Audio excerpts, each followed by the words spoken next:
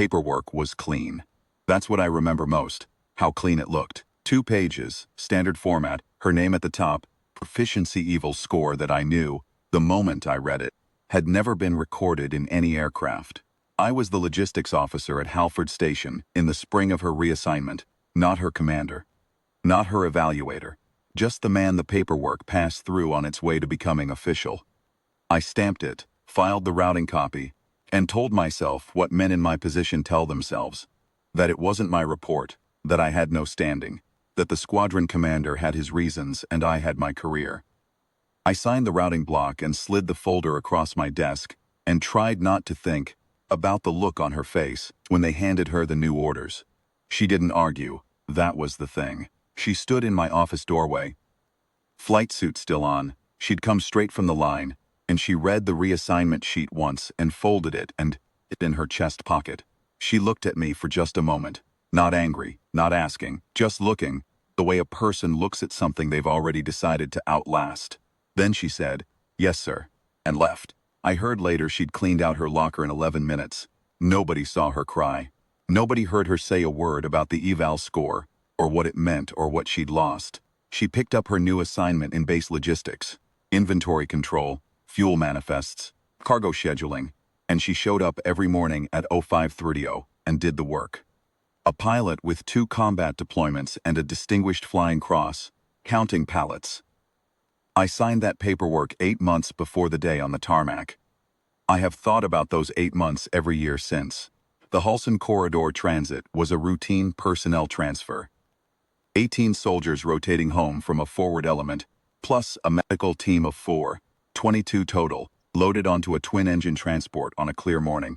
The assigned pilots were a captain and a first lieutenant, both qualified on the airframe, both current.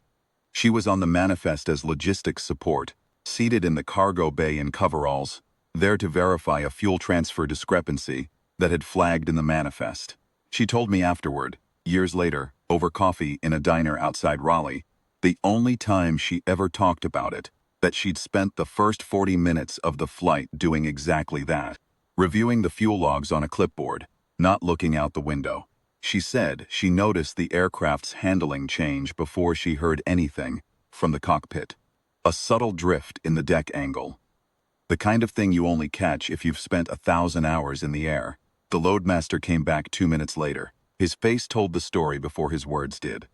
Both pilots were down, hypoxic incapacitation. The oxygen system had failed to sequence correctly on climb. The captain was unconscious. The lieutenant was conscious but disoriented, unable to manage the panel. She was already moving. She told the loadmaster to get the lieutenant out of the left seat and keep him calm, told the medical officer to check the captain's airway, and strapped in. The aircraft was at 11,000 feet over the Halson Corridor, 280 miles of uneven terrain, no alternate fields within glide range on one engine, was the other problem she found 60 seconds after she sat down. Number 2 had flamed out on the climb.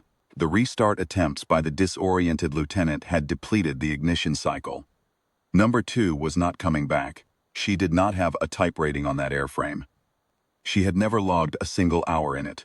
What she had was 340 close air support sorties, in a platform that wanted to kill you every time you pushed it, and the kind of hands that don't forget what they know.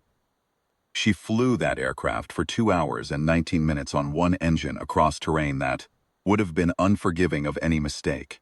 She managed the fuel asymmetry by hand because the auto-balance system was tied to the failed engine loop.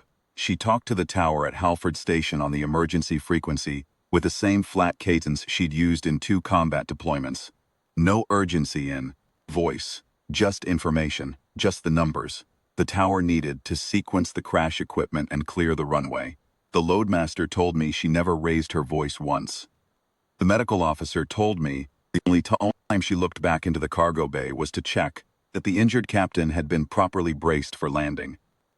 She set that aircraft down at Halford Station, with 42 pounds of usable fuel remaining and all 22 personnel alive.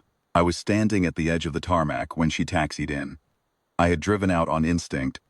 I suppose I'd heard the emergency frequency traffic in the operations center, heard them say the aircraft's tail number, heard the tower coordinator say, the name of the logistics officer aboard, and I had simply walked out of the building and gotten in a vehicle and driven to the flight line. I don't know what I expected to feel. I think some part of me already understood that I was going to have to stand there and watch what happened and not be able to look away from it. The wing commander was there. He had come out when the emergency call went active, as commanders do. Standard practice, nothing unusual. He stood at the head of the line in his flight suit, arms at his sides. The crash equipment was staged and ready, fire crews in position. Nobody spoke. She brought the aircraft in clean. One engine, crosswind, the gear coming down smooth, the touchdown firm and controlled. The brakes measured. She taxied to the mark and shut down, and the rear ramp came open. The medical team was first off with the captain on a litter. Then the 18 soldiers, quiet, moving quickly to get clear of the aircraft. Then the loadmaster. Then her, in her coveralls, clipboard still under her arm, walking down the ramp with the same unhurried step she'd used crossing my office doorway 8 months before. The wing commander saluted. He didn't say anything. He raised his hand and held it, and the officers on the flight line came up, and the NCOs, and then the crash crews. And she stopped at the bottom of the ramp and stood still for a moment, looking at the line of raised hands. And then she returned the salute once and walked on. I did not salute. I was not in her chain of command. I had no standing, as I had told myself 8 months earlier. But I stood there long after the flight line had cleared and the aircraft had been chalk stumps, and ambulance had taken the captain to the aid station, and I looked at the tarmac.